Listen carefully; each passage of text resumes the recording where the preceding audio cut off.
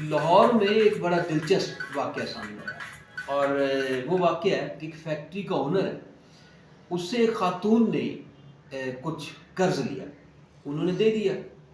اور خاتون نے جب وقت مقرر آیا تو فیکٹری مالک نے انہیں قرض واپس کرنے کا کہا، تو وہ کچھ عرصے تک، کچھ وقت تک تو آج کل کرتی رہی۔ اس کے بعد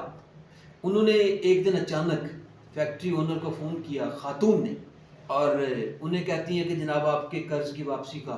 بندوبست ہو گیا، لیکن وہ قرض واپس ہوگا آپ کو، آپ میرے گھر تشریف لے آئیں۔ تو فیکٹری مالک نے سمجھا چلتے ہیں، شاید کوئی قرض کے ساتھ جو ہے نا بونس بھی مل جائے، کوئی سود ہی مل جائے۔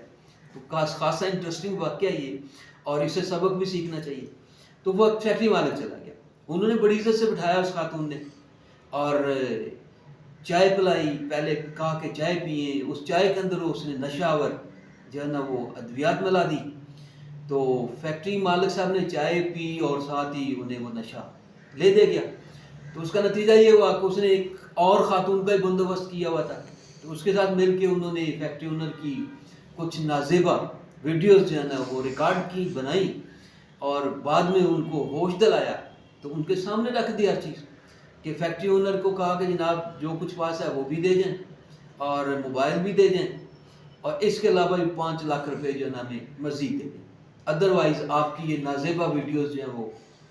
پبلش کر دی جائیں گی، وائرل کر دی جائیں گی، جیسے آج کل ہو رہا ہے۔ تو یہ غیر اخلاقی ویڈیوز کا معاملہ کافی جو ہے نا اس وقت الجھا ہوا ہے۔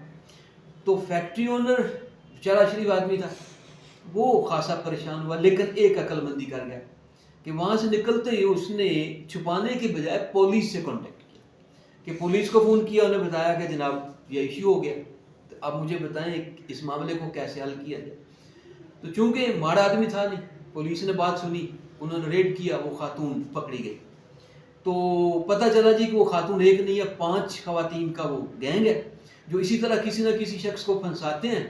اور اس کے بعد اسے لوٹ مار کرتے ہیں۔